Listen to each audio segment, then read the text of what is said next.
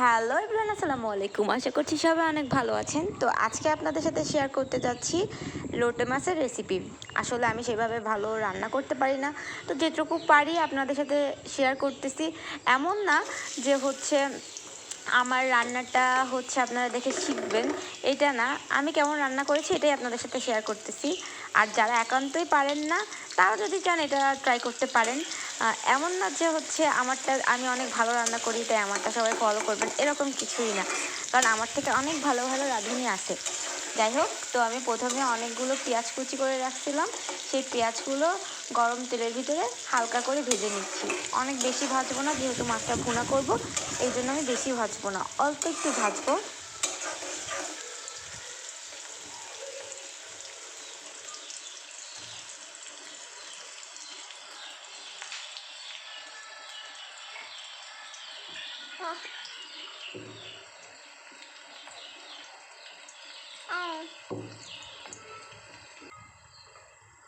এবারে আদা বাটা আর একটু পেঁয়াজ রসুন বাটা দিয়ে দিচ্ছি। কারণ এটা যেহেতু লইট্টা মাছ, এইটা আমরা ডিরেক্ট পাই না, এটা ফ্রোজেন। তো এটা থেকে গন্ধ আসতে পারে। তো এই গন্ধটা আসলে ওরকম আসবে এরকম না, কিন্তু গন্ধটা যাতে একেবারে না হয় এই জন্য আর কি আদা রসুন এগুলো আর কি দেওয়া। আর মাছটা যখন ধুয়েছিলাম তখনও লবণ দিয়ে ধুয়েছি, যাতে এরকম সমস্যাটা না হয়। তো ঠিক প্রসেসে আমি কাজটা করেছি কিনা অবশ্যই যারা আমার থেকে ভালো রাঁধুনি তারা অবশ্যই কিন্তু কমেন্ট করে জানাবেন, ঠিক আছে? এবার আদা রসুন দিয়েও আমি খানিকক্ষণ একটু ভেজে নিব।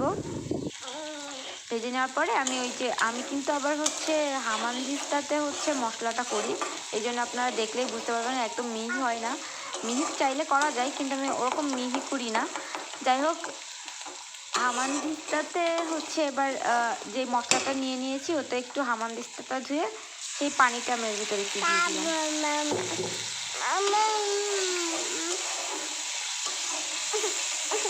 এবারে আবার কিছুক্ষণ নাড়াচাড়া করার পরে দিয়ে দিচ্ছি স্বাদ মতো লবণ।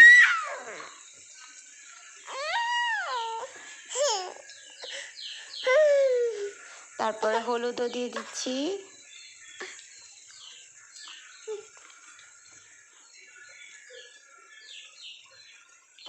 ঝালের গুঁড়া। এবার একটু করে দিয়ে দিব জিরা গুঁড়া।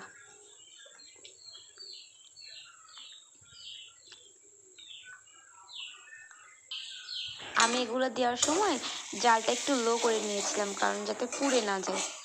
তো এটা দিয়েও খানিকক্ষণ একটু নাড়াচাড়া করে এর ভিতরে আবার আমি কিছু পানি দিয়ে দিব।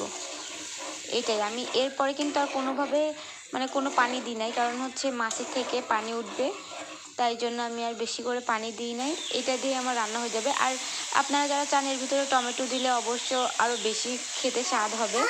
তো যেহেতু ঘরে টমেটো ছিল না, এই জন্য টমেটোটা আমি দিতে পারিনি।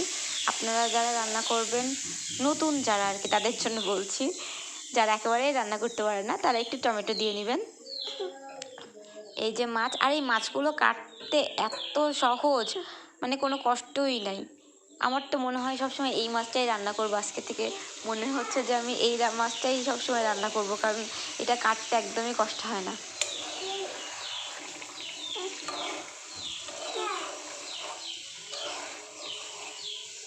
এবার সুন্দর মতো নাড়াচাড়া করে, আসলে ক্যামেরায় যেরকম দেখা যাচ্ছে ক্যামেরা থেকে বাস্তবে কালারটা আরও বেশি সুন্দর আসছে, কিন্তু ক্যামেরায় কেমন ফ্যাকাশে ফ্যাকাশে লাগতেছে, কারণ আমার ক্যামেরা বেশি ভালো না হয়তো, এই জন্য।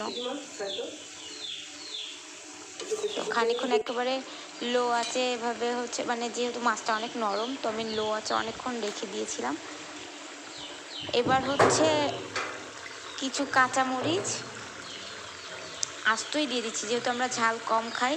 তো কিছু কাঁচামরিচ আমি এরপরে দিয়ে দিব, আস্ত দিয়ে দিব। যার লাগবে সে একটু ডলে নিয়ে খাবে, যেহেতু আমার ঝাল প্রয়োজন হয় না, তো এই জন্য আমি আস্ত দিয়েছি। আর আপনারা যারা চান কাঁচামরিচগুলো ফেলে দিতে পারেন। তো আমি কাঁচামরিচগুলো ধুয়ে আমি এখানে দিয়ে দিব আর কি।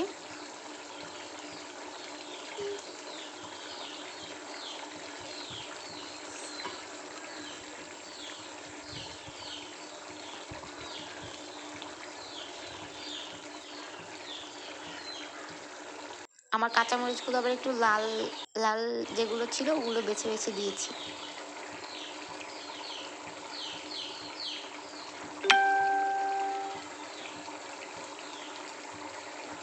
তো বাবা কিছুক্ষণ রেখে দিয়ে আমি হচ্ছে ঢাকনা দিয়ে ঢেকে দিব। আর বেশিক্ষণ জাল করা লাগে না, আমি কিছুক্ষণের জন্য ঢাকনা দিয়ে রেখে দিলেই আমার এটা হয়ে যাবে।